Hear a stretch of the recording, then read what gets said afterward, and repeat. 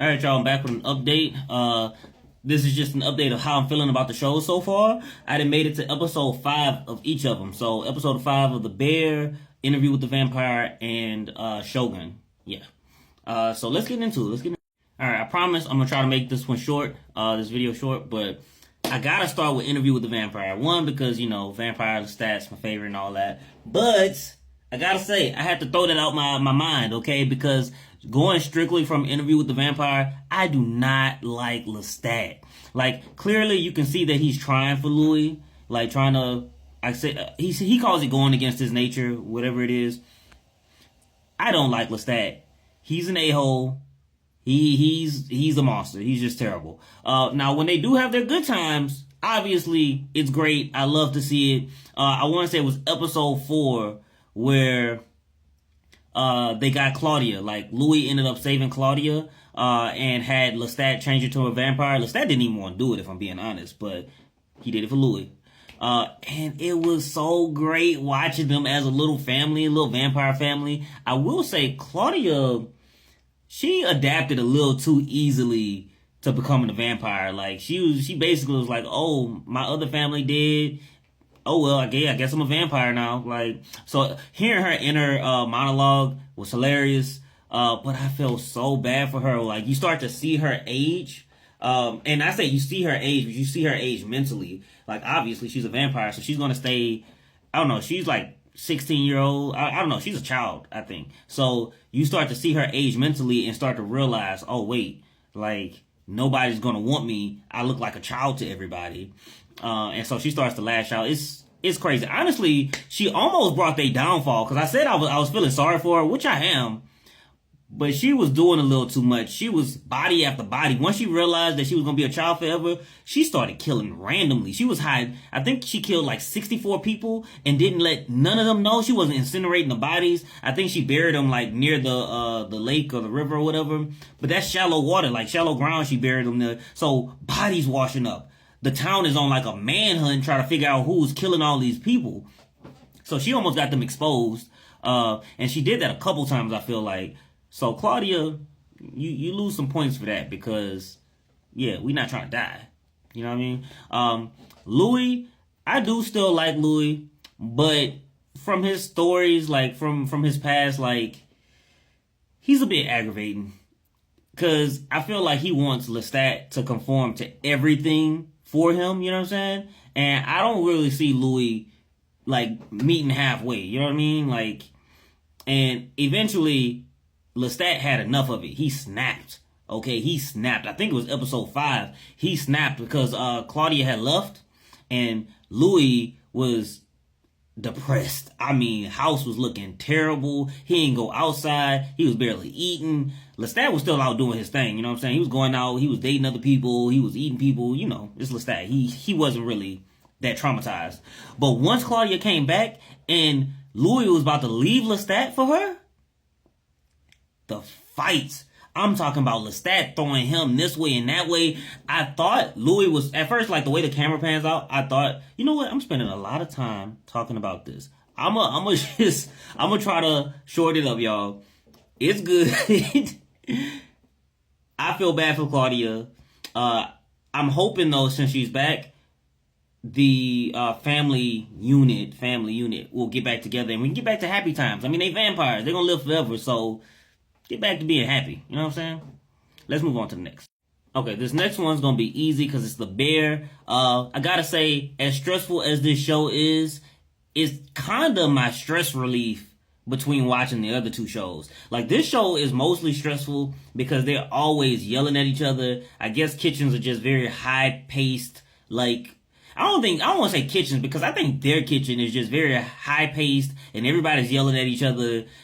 So many problems are going on in the kitchen. Electricity, plumbing, they don't have enough food, they can't pay their bills. Like, bro, please, give me a break. Like, everybody is stressed in this show, especially my girl, Sydney. What's your, I can't point that up, but my girl, Sydney, is stressed, okay? And Nina and everybody else was giving her a hard time, but it is nice, like, watching them slowly, I guess, start to trust her and start to listen to her, because that little smile that Nina had on her face, because Nina was being an a-hole the whole time. But as soon as Sydney was like, "Oh yeah, it tastes wonderful, chef. Great job, chef." Like Sydney had this little smile on her face. I was like, "Okay, yeah, she's warming up." So now I feel like there's some kind of peace between everybody, but they still all a-holes to each other, especially Cousin. His name not really Cousin, but I love that they call each other Cousin, even though they're not related, and they always argue. I don't know, y'all. This is a stressful show to watch, but for some reason, it works. I can understand why it's been winning awards. I'm stressed out, but when I watch it, I'm also just like, at least it's their stress, not my stress. Oh boy, ended up spilling a whole bunch of Xanax in some Kool-Aid, had all the kids knocked out. Who does that? These people got problems, but they're not my problems, so I'm gonna keep watching. On to the next. Alright, last but not least, we got Sjogun. And I apologize for what I said earlier. This man right here, he knows what he's doing. He knows what he's doing. Like, I forgot which episode it was. It might have been 3 or 4, whenever he had to slip out. Cause he finally escaped his little imprisonment or whatever, cause they was about to execute him. But he slipped out and it was so smooth. None of the guards caught him. Most of his own men didn't even realize he was in the carriage, cause they thought, the lady was in there. So this man is smart. He knows his politics. He knows how to work the game. Okay. And he's preparing for war now. His son is so dumb. His son is easily manipulated. He was rightfully mad and stripped him of his position overseeing like the gun artillery range or whatever it is, the cannon range or whatever it is. Cause his son is dumb. Okay. I don't know how you know what? I'm not gonna get too much into that, but this show is good. Old dude Blackthorn, the Englishman, just like I said in that first episode, that man knows how to survive. I thought it was just dumb luck. But this man is situation after situation where he should be dead. He should be on his way to getting executed. He finds a way to survive. But he has some clutch information. Like, your boy, brought him in front of him. Hold on. I got their names pulled up. Cause I don't, let me see. Let me pause this. Hold on. There we go.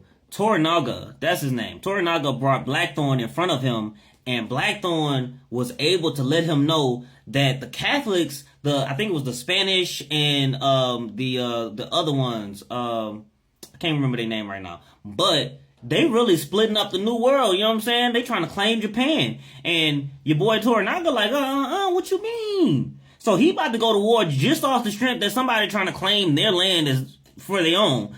Ishida is a dummy because he's so focused on getting power that he's not even realized that Christians are trying to take over his homeland. Like, you know what I'm saying? So I can't wait to see the war. These cannons about to really change the game because everybody already getting blown to pieces. So it's going to be interesting watching them mix in cannon type, gun warfare with, the actual sword fights and whatnot. But if I'm being honest, this is probably my favorite show that I'm watching right now. Like, I know I love Interview with the Vampire, but Sjogun, I feel like, has it all. Yeah, I feel like Sjogun has it all. It has the drama, has the action, has the romance. Like, I like all of the characters. And when I say I like all of the characters, I mean, like, even the characters that you're not supposed to like, I like that they play it off well enough that I actually don't like them. Like, so right now, Sjogun is my favorite. I'm giving that, right now we getting 10s out of 10s, you know what I'm saying? Like, it's up there.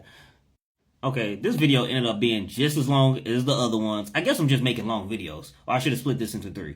Anyways, all I'm saying is, out of the 3 shows that I'm watching, boy, peak TV. I've been missing out. All of them are good. Interview with the Vampire, I don't know if I gave it a rating. I'm actually going to keep it at an 8. If I say 8.5, right now it's at an 8. It's just not doing it for me as much as Sjogun is. The Bear is still pretty good though, so I'm going to keep that where it's at. Let me know how y'all feel about those 3 shows if y'all watching them. Or if y'all already watched them.